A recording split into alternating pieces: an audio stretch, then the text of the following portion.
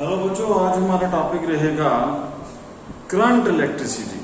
आज हम topic start करेंगे करंट इलेक्ट्रिसिटी क्या होती है, बहुत ही इंपॉर्टेंट है। तो करंट इलेक्ट्रिसिटी, करंट इलेक्ट्रिसिटी बच्चों, थोड़ा सा मैं आपको रिवाइज करा दूं कि आपको पता था कि जो चार्ज होता है, मतलब कि चार्ज जो है, अमाउंट ऑफ चार्ज जो किसी बॉडी के ऊपर आता है उसी को बोलते हैं amount of charge. Amount of charge को बोलते हैं हम इलेक्ट्रिसिटी। किसी बॉडी चार्ज का ही नाम इलेक्ट्रिसिटी है। कई बार यहां बड़े बच्चे कंफ्यूज होते हैं, इलेक्ट्रिसिटी को अलग चीज है, चार्ज अलग चीज है। ऐसा नहीं है, चार्ज को ही हम इलेक्ट्रिसिटी बोलते हैं। पहले आप ये याद रखिए कि amount of charge on body is known as electricity. अब ये चार्ज के ऊपर डिपेंड करता है। अब इलेक्ट्रिसिटी आगे दो किस्म की है। अगर तो ये चार्ज मोशन में है, अगर चार्ज इन मोशन होता है, चार्ज कहीं पर फ्लो करता है अगर, तो उस इलेक्ट्रिसिटी को बोलते हैं करंट इलेक्ट्रिसिटी।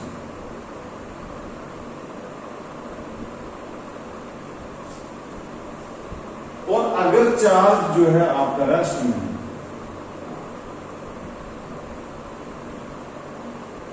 तो उसकी इलेक्ट्रिसिटी को बोलेंगे हम स्टैटिक इलेक्ट्रिसिटी।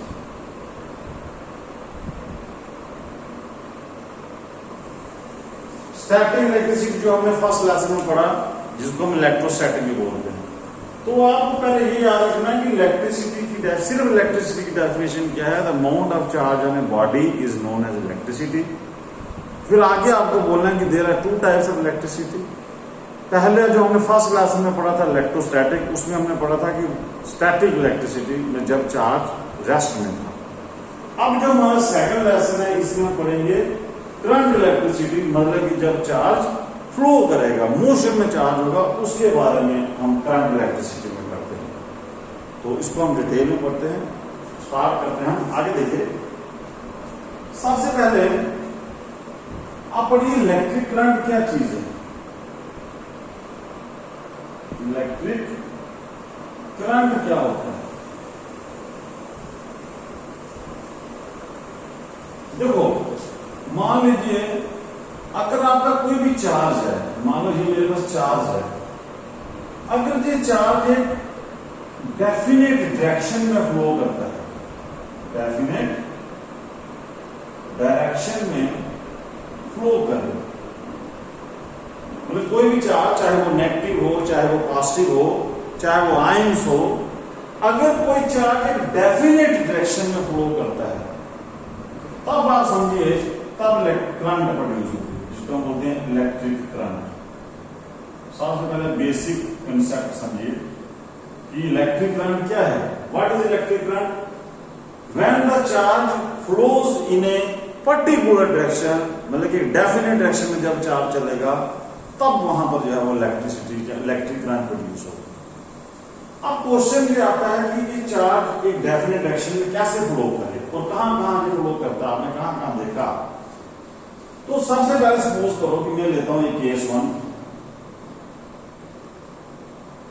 जैसे मान लो ये मैंने कॉपर की वायर ले ली, एक कॉपर की वायर ले लेता हूं, ये कॉपर की वायर है। अब इसके अंदर जो होते हैं प्रोटॉन भी हैं और इलेक्ट्रॉन भी,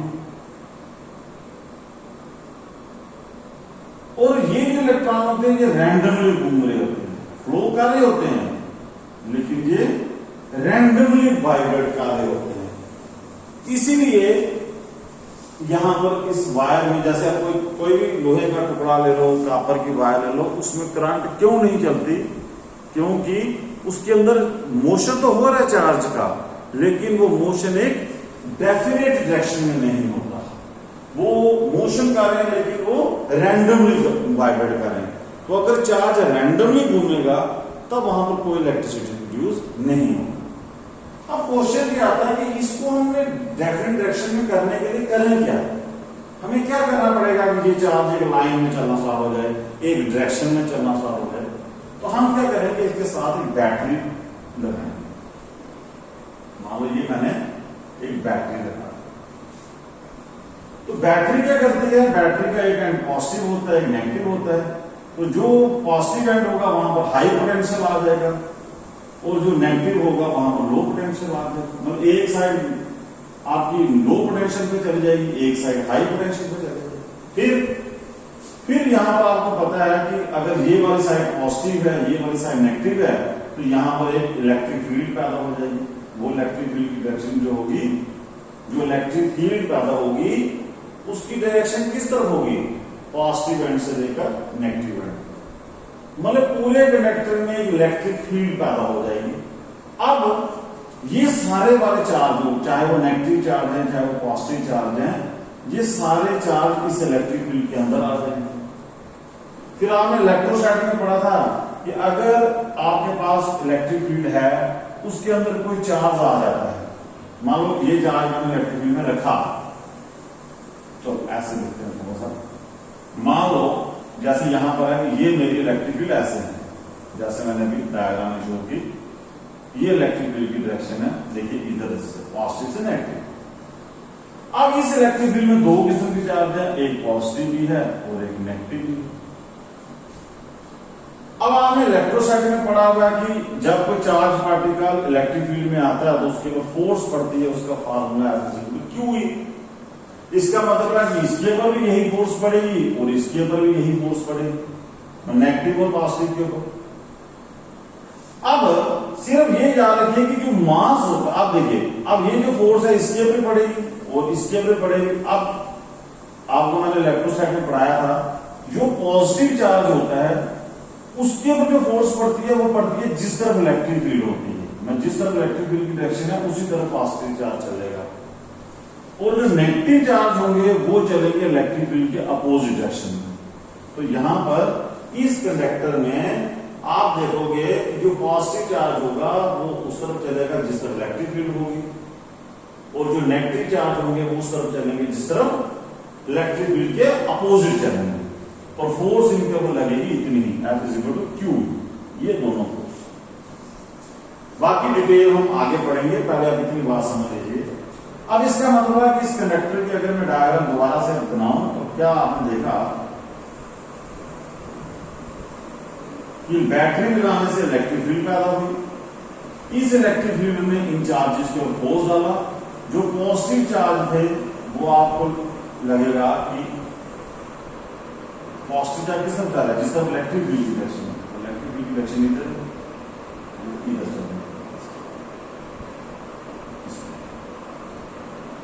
और जो नेगेटिव इलेक्ट्रॉन है वो चलेंगे इलेक्ट्रिक फील्ड के opposite.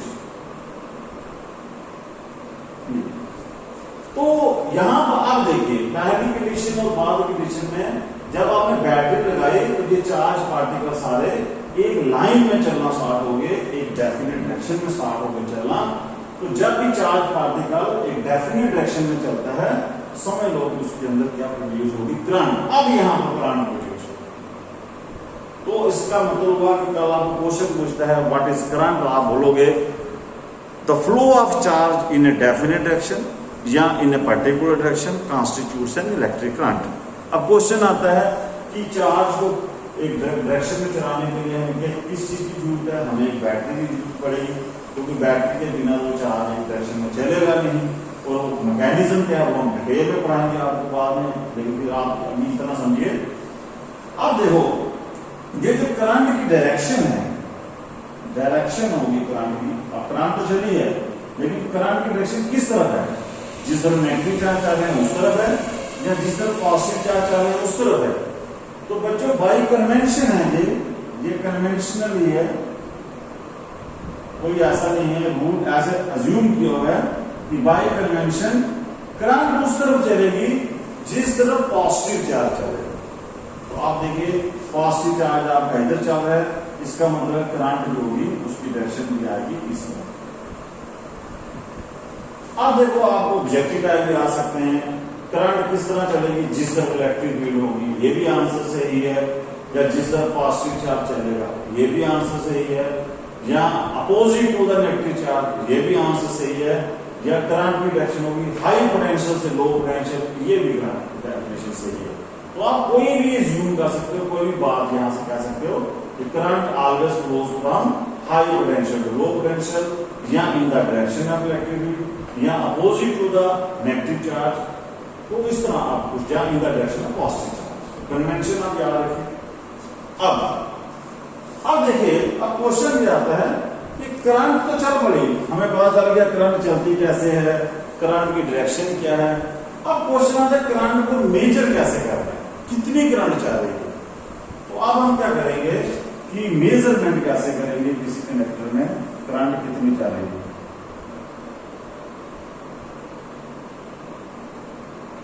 Measurement of current, current कैसे मेजर करेंगे। तो बच्चों आप समझे कि ये एक कंडक्टर है, ये मेरी एक वायर है, सिलेंड्रिकल शेप है। मैं क्या करूंगा कि इसका कोई एरिया ऑफ क्रॉस सेक्शन ले लूंगा, या मतलब कि इस वायर का कोई एरिया ले लूंगा, एरिया क्रॉस सेक्शन में यहां से क्रॉस करेंगे चार्ज पार्टिकल। इसको वही भी डायग्राम बना लेता हूं कि पॉजिटिव नेगेटिव, और मैं ये नोट करूंगा कि इस एरिया क्रॉस सेक्शन से यूनिट टाइम में, एक यूनिट टाइम में कितना नेट चार्ज फ्लो हुआ है। The flow of net charge, flow of charge नहीं net, the flow of net charge through any cross section of the conductor in unit time gives the strength of the current. मान लीजिए कि मैं मानता हूं कि यहां पर Q चार्ज जो था, Q चार्ज इस क्रॉस सेक्शन से पास हुआ है T टाइम में। If Q is the net charge passes through the cross section area of the conductor in T time,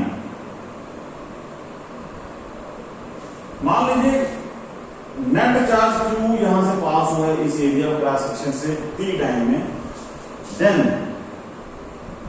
जो इलेक्ट्रिक करंट होगी, इलेक्ट्रिक करंट की वैल्यू वो होगी charge per unit time, charge per unit time आपको लिखा हुआ है। Charge unit time में कितना निकलेगा उसको बोलते हैं हम इलेक्ट्रिक करंट का मेजर करने का फार्मूला। अगर आपको करंट मेजर करनी है तो आपको ये फार्मूला यूज करना पड़ेगा, Q is equal to Q by T। What is Q? Q is the net charge passes through any cross section of the conductor in time T। तो यूनिट टाइम में कितना चार्ज पास करेगा उसको हम बोलते हैं इलेक्ट्रिक करंट। अब देखिए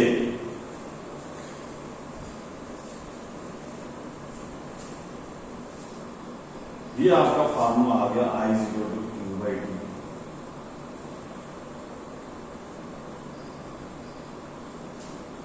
अब नेचुरली आपको इस करंट का यूनिट भी लेना पड़ेगा। यूनिट जो होता है इसका होता है ammeter, ampere, ampere, ampere is the unit of electric current. अब यहां पर केवल क्वेश्चन आता है कि डिफाइन 1 एम्पियर। 1 एम्पियर करंट हम कब बोलेंगे यहां से चल रही है, तो इसको लेके चार्ज का यूनिट क्या होता है कूलम, और टाइम का यूनिट क्या है सेकंड।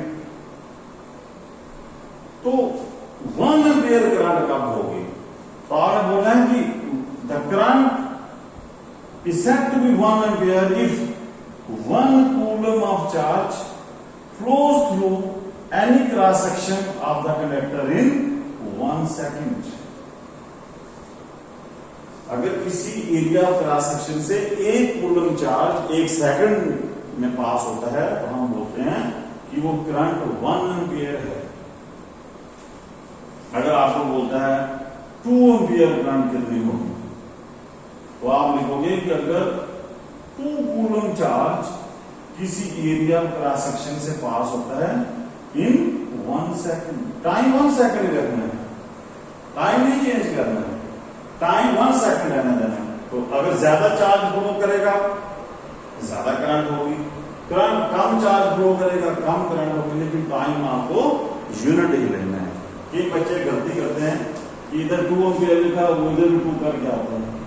देखो एक चीज, मान लो अगर आप यहाँ पर भी 2 करते, सपोज करो तो ये 2 कर जाता तो ये दोबारा आ जाता 1 कूलम 1 सेकंड इज 1 एम्पियर। इसका मतलब 2 एम्पियर करंट और 1 एम्पियर करंट में तो फर्क ही नहीं रहा, लेकिन ऐसा नहीं करना है। करंट की साइड भी अगर आपको करंट बढ़ानी है सिर्फ चार्ज बढ़ेगा, टाइम आपका उतना ही रहेगा। अब कई बार हमने देखा है कि मान लीजिए ये तो चार्ज था, यहां से क्यू चार्ज यहां से फ्लो कर रहा था टी टाइम में, तो आपको ये फार्मूला आ गया। अब मान लो कि यहां से ये चार्ज पहले मैंने लिया कांस्टेंट, एक फिक्स चार्ज में बोल रहा था कि 2 कूलम का चार्ज निकला है, 3 कूलम का चार्ज निकला है। कई बार ऐसा भी हो सकता है कि इस एरिया क्रॉस सेक्शन से जो चार्ज पास हो वो कभी कम पास हो कभी ज्यादा पास हो। मतलब इफ चार्ज, यहां से लिखिए if variable charge passes through the conductor, अगर चार्ज आपका वेरी करना स्टार्ट हो जाए, मतलब कम ज्यादा यहां से चले किसी एरिया क्रॉस सेक्शन से, देन तब आप करंट की वैल्यू निकालोगे, वो आएगा dq/dt। तब आपको ये इंस्टेंटेनियस वैल्यू ऑफ करंट आपको निकालनी पड़ेगी। लेकिन जी आपको याद रखना है, तब निकालना है कि अगर आपका चार्ज टाइम के साथ चेंज हो, मान लो आपको कहीं दिया हो कि चार्ज आपका ऐसे है 2t² + 5, तो इसका मतलब है कि यहाँ पर चार्ज आपका जो है वो टाइम के साथ चेंज हो रहा है। उस वक्त आप ये वाला फार्मूला नहीं लगाओगे, उस वक्त आपको डिफरेंशिएशन का फार्मूला लगाना है, क्योंकि उस वक्त तो इसी क्रॉस सेक्शन एरिया से एक समय में कुछ करंट जारी होगी, दूसरे समय में कुछ करंट जारी होगी। मान लीजिए आपको, जैसे सपोज आपको ये पूछता है, ये चार्ज है सपोज न्यूमेरिकल में पूछता है find the current in 1 second, 1 second में बताओ कितनी करंट चलेगी। तो अब आपको ये वाला फार्मूला लगाना, I = dq/dt। आप इसकी डिफरेंशिएशन कीजिए, जब डिफरेंशिएशन करोगे बनेगा d/dt 2t² + 5, इसका आंसर आएगा 4t। फिर आप ये बनी करंट आपकी, देखो करंट भी टाइम के ऊपर डिपेंड कर रही है, इसका मतलब कि हर समय करंट आपकी टाइम के साथ चेंज हो रही है, और this is a variable current. अब आपको पूछता है कि 1 सेकंड में करंट बताओ, तो टाइम की जगह 1 पुट करो तो 4 × 1 = 4 एम्पियर। इसका मतलब कि 1 सेकंड में यहां से करंट चलेगी 4 एम्पियर। अगर बोलेगा 2 सेकंड में निकालिए तो 8 एम्पियर आएगी, 3 सेकंड में निकालिए तो अलग करंट आएगी। तो ये है केस अगर आपकी करंट वेरी करे, तो this is the constant current. अगर आपको फिक्स बोलता है कि एक एरिया क्रॉस सेक्शन से ये कांस्टेंट चार्ज आ रहा है, फिर तो आपको टेंशन नहीं थी, तो सीधा जैसे मान लो इसका भी हम न्यूमेरिकल कर लेते हैं कि आपको पूछता है, आपको ये पूछता है कि एक न्यूमेरिकल करते हैं, if 100 milli-coulomb charge flows in 1 minute, अगर इस क्रॉस सेक्शन से 100 मिली-कूलम चार्ज फ्लो करता है 1 मिनट में, तो बताओ कितनी करंट चलेगी। तो आपको यहां से लगाना है फार्मूला I = q/t, क्योंकि इधर ये चार्ज कांस्टेंट है, फिक्स है चार्ज, टाइम के साथ चेंज नहीं हो रहा। तो तो अब यहाँ पर देखिए 100 मिली, 1 मिली कितना होता है 10⁻³ कूलम। टाइम देखिए कितना दिया, 1 मिनट दिया है, तो आपको टाइम सेकंड में लाना है। 1 मिनट कितना हो गया 60 सेकंड। बाकी आप इसको सॉल्व कर लो, जो भी आंसर निकलेगा वो आप उसकी सिंप्लीफिकेशन को आंसर दे सकते हो। तो ये आपने छोटे छोटे चीजें याद रखनी है। अब देखिएगा इसी के रिलेटेड हम 2-4 क्वेश्चन नोट कर लेते हैं, तो आपको थोड़ा सा न्यूमेरिकल पोर्शन भी थोड़ा बेसिक हो जाए क्लियर। न्यूमेरिकल नंबर 2 लिख लेते हैं। सपोज करो आपको पूछता है कि if 1 billion electron flows in 1 second, find the current। अगर 1 बिलियन इलेक्ट्रॉन किसी एरिया क्रॉस सेक्शन से पास होता है 1 सेकंड में, बताओ कितनी करंट चलेगी। तो बच्चों अब यहां पर आपको थोड़ा सा फॉर्मूला चेंज करना पड़ेगा, क्योंकि Q जो होता है ऐसे तो Q/T है। अब यहां पर हमें बोल दिया कि इतने 1 बिलियन मतलब इतने इलेक्ट्रॉन पास हो गए, तो अब आपको पता है क्वांटाइजेशन में Q की जगह हम लिखते हैं NE/T। What is an? N अगर आपको बोलेगा इतने नंबर दिया हो 100 इलेक्ट्रॉन 200 इलेक्ट्रॉन, तो उस वक्त आपको यहाँ पर एन की जगह वैल्यू करनी है। 1 बिलियन हो गया 10⁻9 और ई इलेक्ट्रॉन का चार्ज 1.6 10⁻19 अपॉन टाइम हो गया 1 सेकंड। इसको सॉल्व करोगे तो आंसर आ जाएगा आपका 10⁻10 एम्पीयर। ये आ गया आपकी करंट। ये देखो इसमें सीधा पूछा था कि इतना चार्ज, इसमें पूछा है चार्ज बोला इतने इलेक्ट्रॉन, तो इसका मतलब आपको क्यू की जगह फार्मूला थोड़ा सा चेंज करना पड़ेगा। और थोड़े से कुछ और न्यूमेरिकल इसके देख लेते हैं छोटे मोटे। मान लो आपको बोलता है कि ये एक इलेक्ट्रोलाइट है, जैसे इधर एक पॉजिटिव इलेक्ट्रोड है, नेगेटिव इलेक्ट्रोड है, तो आपको बोलता है कि इसके अंदर से कॉपर 2 पॉजिटिव आइंस वो यहां से पॉजिटिव से नेगेटिव गए, तो बताइए कितनी करंट चलेगी। और वो बोलता है कि मान लो कि if 100 copper 2 positive ions flow in 1 second, मतलब 100 कॉपर 100 कॉपर पॉजिटिव आइंस जो है वो फ्लो करे 1 सेकंड में, बताइए कितनी करंट है। तो बच्चों आपने देखो यहां पर कंफ्यूज नहीं होना है। यहां पर देखिए आप करंट का फॉर्मूला वही आ गया Q/T, यहां पर आप Q की जगह आएगा NE/T। N क्या होता है? अब N क्या था? N है कितने चार्ज पार्टिकल, वो आएगा 100। और E यहां पर इलेक्ट्रॉन का चार्ज नहीं आएगा। अब चल कौन रहा है? अब कॉपर 2 पॉजिटिव चल रहे हैं, तो इधर E का मतलब हो गया कि ये जो आयन चल रहा है इसके ऊपर चार्ज कितना है, तो कॉपर 2 पॉजिटिव के ऊपर कितना चार्ज होगा? तो आएगा 2 अपॉन 1। आंसर आएगा आपका 200 × 1.6 10⁻9। ये आप सॉल्व करके देख सकते हैं।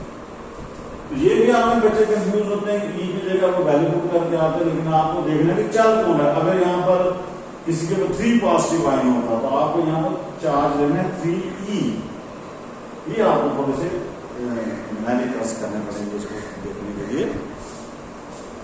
न्यूमेरिकल्स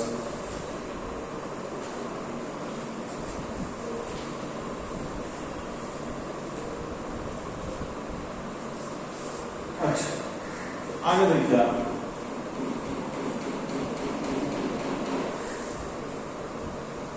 अब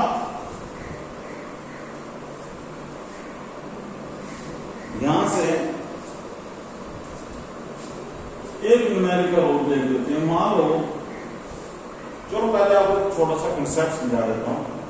कई बच्चों में यही कंफ्यूजन रहती है कि मैंने बोला charge flows in a particular direction, तो वो सोचते हैं कि सर ने वो समझाया कि सीधा ही चार्ज चलेगा। ऐसा नहीं है, डेफिनेट डायरेक्शन कुछ भी हो सकती है। देखो एक चीज सपोज करो, आपको बोलता है कि ये एटम है, एटम में आप देखो कि ये न्यूक्लियस होता है, ये ऑर्बिट्स होते हैं। अब आप देखिए कि ऑर्बिट में इलेक्ट्रॉन जो है वो घूम रहे हैं। ऑर्बिट में इलेक्ट्रॉन क्या है, घूम रहा है ना ऑर्बिट में, तो ये भी तो इंडेफिनिट डायरेक्शन है। तो क्या इसका मतलब है कि क्या हर एटम में भी करंट चलेगी? क्या हर एटम में इलेक्ट्रॉन घूम रहे हैं? क्या हर एटम में करंट चलेगी? यस, क्योंकि चार्ज एक डेफिनेट डायरेक्शन में घूम रहा है, इलेक्ट्रॉन एक सर्कल में घूम रहे हैं, तो ये भी कॉन्स्टिट्यूट करेंगे करंट। और अगर इलेक्ट्रॉन आपका इधर घूम रहा है इस डायरेक्शन में, एंटी क्लॉकवाइज डायरेक्शन में, तो करंट किस तरफ चलेगी? करंट यहां पर चलेगी क्लॉकवाइज डायरेक्शन। अब ये नहीं सोच लेना कि जो बुक में बना कि सीधी तार बनाने, ऐसा नहीं। आप जैसे मर्जी चार्ज, लेकिन चार्ज की डायरेक्शन होनी चाहिए डेफिनेट, एक खास डायरेक्शन में चार्ज चलना चाहिए। अब मान लीजिए कि मैं आपको बोलता हूं कि ये इसका रेडियस अगर आर है, और यहां पर हम बोलते हैं, इसकी डायग्राम बनाते हैं, सपोज करो कि ये एक चार्ज है क्यूब, पॉजिटिव चार्ज लेता हूं, ये एक सर्कल में घूम रहा है जिसका रेडियस आर है, और उसकी जो वेलोसिटी है, जिस वेलोसिटी से वो घूम रहा है, वो मान लीजिए v है। तो अब आपको पूछा जाता है कि बताइए कि ये करंट चले, करंट तो चलेगी, क्योंकि जब चार्ज पार्टिकल एक डायरेक्शन में चलेगा करंट तो चलेगी। उस करंट की वैल्यू निकालने क्या फार्मूला होगा? तो बच्चों यहां से आप देखिए फार्मूला वही है, फार्मूला वही है, करंट होती है चार्ज पर यूनिट टाइम। लेकिन इसको हम मॉडिफाई कर सकते हैं। देखिए आपको पता है कि अगर सर्कल में घूम रहा है तो वेलोसिटी किसका होती है, डिस्टेंस अपॉन टाइम। तो सर्कल में जो डिस्टेंस कवर करेगा वो आएगा 2πr, 2πr अपॉन d हो जाएगा। यहां से टाइम जो लगाएगा टू कंप्लीट द सर्कल वो आएगा 2πr अपॉन v। तो इसका मतलब है कि मैं यहां पर q अपॉन ये वैल्यू पुट कर सकता हूं 2πr अपॉन v। यहां से करंट का फॉर्मूला v ऊपर चला जाएगा, बन जाएगा qv अपॉन 2πr। ये देखिए अगर कहीं पर न्यूमेरिकल में आपको चार्ज की वैल्यू नहीं देता, वो बोलता है कि उसकी वेलोसिटी इतनी है, रेडियस इतना है, तो घूम रहा है, बताइए कितनी करंट है, तो इस तरह की वेलोसिटी और रेडियस के टर्म में फिर आपको ये वाला फॉर्मूला यूज करना। तो ये भी आप याद रखिए कि सर्कल में घूमे, जैसे मर्जी घूमे, लेकिन एक डायरेक्शन में चार्ज चल रहा है।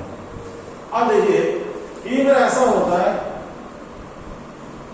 मान लो ये आपको फॉर्मूला I = qv अपॉन 2π। अब मान लो आपको यहां पर ये देता है कि जो चार्ज घूम रहा है इसकी एंगुलर वेलोसिटी ओमेगा है। वो आपको पता है कि फार्मूला v होता है r ओमेगा का बराबर।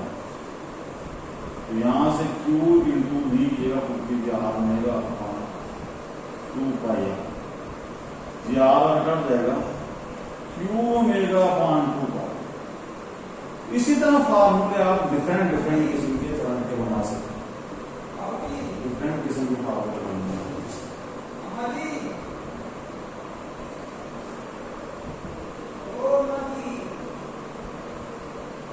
एंगुलर वेलोसिटी होती है 2π/d।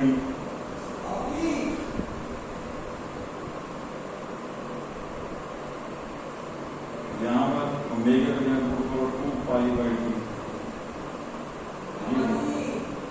वापस आ गया आपका करंट का फॉर्मूला I = q/d। तो अब देखो यहां पर हम पढ़ते हैं कि क्या करंट को चलने के लिए पोटेंशियल डिफरेंस जरूरी है। तो बच्चा यहां पर पूछ सकता है कि ये जो एटम के आगे पीछे इलेक्ट्रॉन घूम रहे हैं, उनमें क्या होता है कि देखिए यहां पर तो मैंने कोई बैटरी लगाई नहीं, तो इसका मतलब है कि ये कोई जरूरी नहीं है आपको चार्ज को डेफिनेट डायरेक्शन में घुमाना है। तो जैसे मर्जी आप करें। देखो इस केस में आपको बैटरी की जरूरत नहीं पड़ी आपको।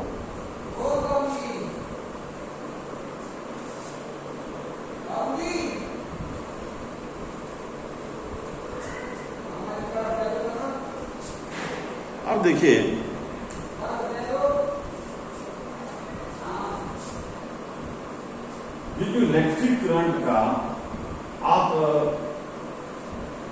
कुछ और इसकी कई बार कंसेप्चुअल क्वेश्चन आते हैं कि क्या जो इलेक्ट्रिक करंट जो है वो स्केलर क्वांटिटी है या वेक्टर क्वांटिटी है, क्या ये चार्ज जो होगा वो पूरे कंडक्टर में चलता है या नहीं चलता है। ये देखिए थोड़े से क्वेश्चन।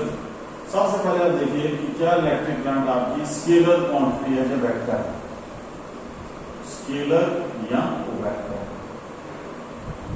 इलेक्ट्रिक करंट क्या है, स्केलर क्वांटिटी है या वेक्टर क्वांटिटी।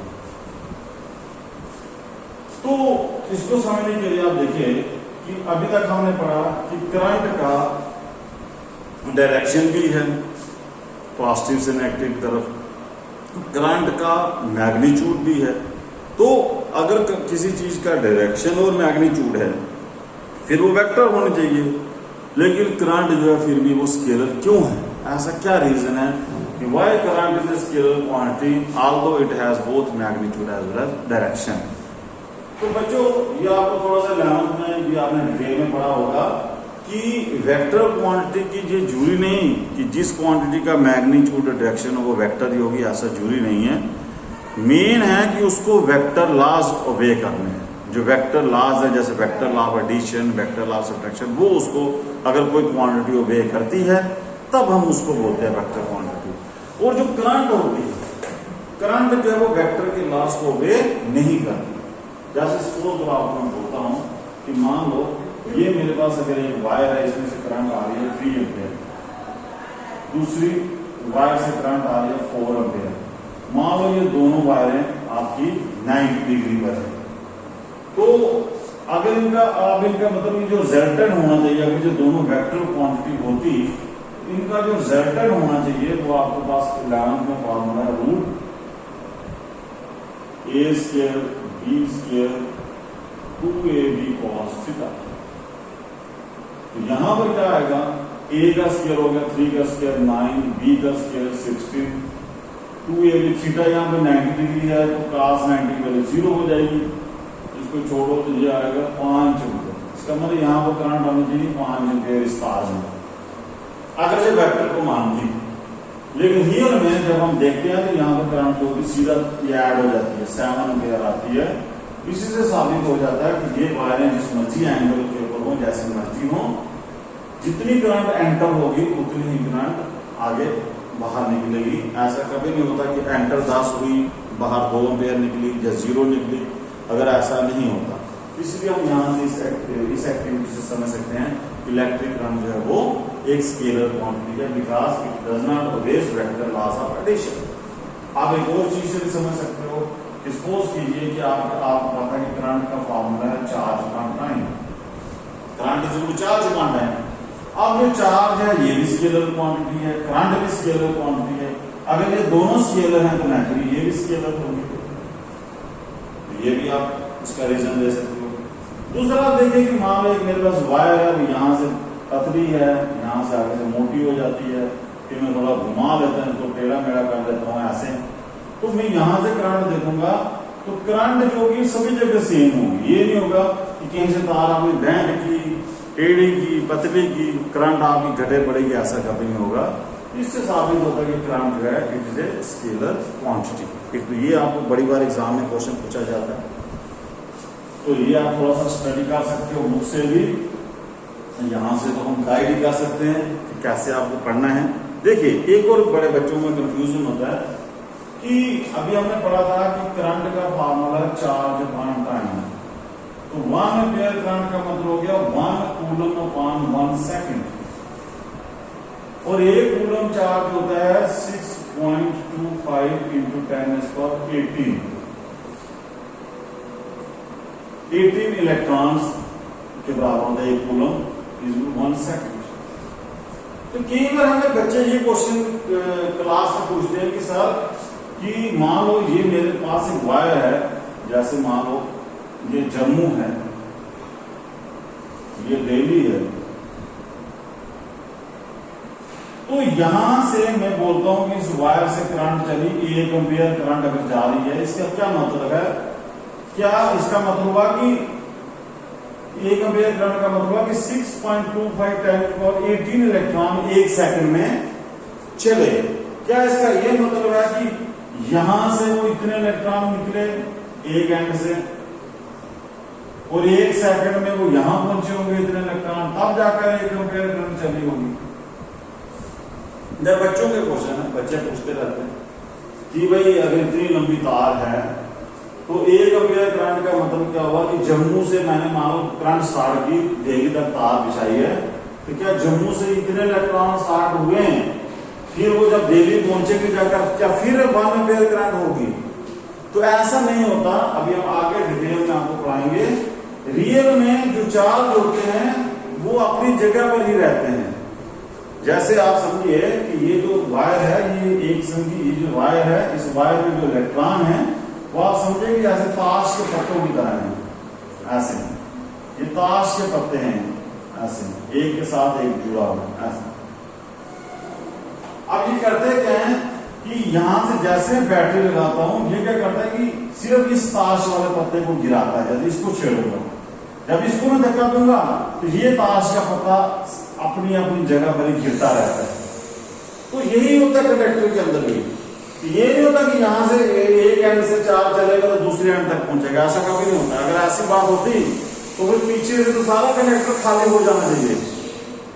सिर्फ होता क्या है कि चार्ज अपनी जगह पर रहता है। सिर्फ क्या होता है कि जैसे हम पोटेंशियल डिफरेंस देते हैं, एक पत्ता डिस्टर्ब होता है, मतलब एक चार्ज डिस्टर्ब हुआ, वो दूसरे को डिस्टर्ब करता है, वो तीसरे को ऐसे ऐसे करते हैं, जैसे ताश के पत्ते हिलते हैं इस तरह। सारे के सारे disturbance actually it is the electric impulse which propagates through the whole conductor. It is not the charge particle which moves. So actually it is आप समझो it is a wave motion in which the particles does not move, but it is the energy which transmits from one point to the another point. ये भी हम इसके आगे detail नहीं पढ़ सकते, लेकिन आपको थोड़ा सा इसका आइडिया देना था कि रियल में चार्ज आपको चलेगा नहीं। अब देखिए आगे,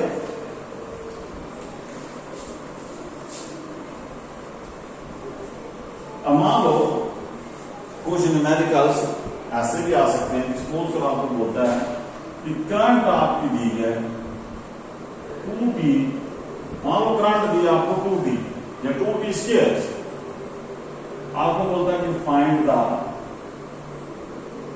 चार्ज इन 1 सेकंड या 2 सेकंड। चार्ज कितना चलेगा, अगर करंट दी है तो चार्ज कितना चलेगा इस कंडक्टर से। तो अब यहां पर देखिए जो करंट है वो टाइम के साथ वेरी कर रही है, तो हमें ये वाला फॉर्मूला लगाना I = dq/dt। अब मुझे चार्ज निकालना है तो मुझे यहां पर dq लगाना पड़ेगा I × dt। अब मुझे ये dq दिया लेकिन मुझे q निकालना है, डिफरेंशियल से मुझे वापस ओरिजिनल पर आना है, तो मुझे यहां पर इंटीग्रेशन करनी है। इंटीग्रेटिंग कीजिए इसको dq को इधर भी I × dt। याद रखो कि अगर करंट दी हो वेरिएबल, तो चार्ज निकालना हो तो इंटीग्रेशन करनी है। अगर चार्ज वेरिएबल दिया है तो करंट निकालनी है तो डिफरेंशिएशन करना है। अब dq की इंटीग्रेशन होगी q, I की वैल्यू कितनी है, I कितनी है 2t² dt। इसकी इंटीग्रेशन करोगे 2t की क्या आएगा, कितने टाइम में निकाला, 0 से लेकर 2 सेकंड। तो 2 को यहां से बाहर निकालो, t² की इंटीग्रेशन कितनी आएगी, t3/3। ये आप ले लो 2/3 t², ये आएगा आपका चार्ज का फॉर्मूला। अब आप जितना मर्जी करें, आपको बोलता है कि 2 सेकंड में सारी लिमिट भी सारी, तो आप यहां से t/3 अंदर बचेगा t का 2, लिमिट आ गया 0 से 2, 2/3। ये करिए अपर लिमिट, 2 का क्यूब 8 - 0, 16/3, 5.3 एम्पियर का अप्रोक्सीमेटली ऐसा चार्ज, 5.3 कूलम चार्ज है, वो चलेगा। तो इस तरह आप देख सकते हो कि आपको डिफरेंट किस्म के क्वेश्चन आ सकते हैं, कि ग्राफिकल क्वेश्चन भी आते हैं। सपोज करो कि आपको बोलता है कि ये आपकी करंट है, ये टाइम का ग्राफ है, ये आपको बता दिया इसमें कि ये करंट और टाइम का ग्राफ का, ये टाइम दिया इसमें 0 सेकंड, ये वाला देखो टाइम 1 सेकंड या 2 सेकंड, तो आपको बोलेगा कि करंट और टाइम का ग्राफ दे रखा है और आपको पूछता है कि बताओ 0 से लेकर 2 सेकंड में कितना चार्ज चल रहा है। तो बच्चों आप याद रखिए कि आपने पढ़ा कि करंट होती है चार्ज अपॉन टाइम, और चार्ज हो गया आपका करंट इनटू टाइम। तो इसलिए अगर इस ग्राफ में मैं करंट इनटू टाइम करूं तो करंट इनटू टाइम क्या आ गया, area under current time graph. Current और टाइम ग्राफ का जो एरिया होगा वो हमें चार्ज के बारे में। तो अब इस केस में हम क्या करेंगे कि हम इसका एरिया निकालेंगे। ये देखो ये एरिया दो पार्ट में टूटा हुआ, एक ट्राइंगल है और दूसरा आपका एक रेक्टेंगल है। ये आएगा एरिया ट्राइंगल। एरिया ट्राइंगल कितना होता है 1/2। बेस आएगा 1 और एल्टीट्यूड में यहाँ पर कुछ वैल्यू देता हूँ 4 दे देता हूँ, हमारी ये हाइट 4 प्लस ये देखो पूरा एरिया निकालना है, जैसी मर्जी आपको फिगर देगा वो। ये जैसे मैंने सिंपल सी एग्जांपल दी, ये ट्राइंगल है, ये रेक्टेंगल और रेक्टेंगल एरिया निकालो लेंथ, ये लेंथ निकालो 2 - 1, तो ब्रेथ आ गई 4।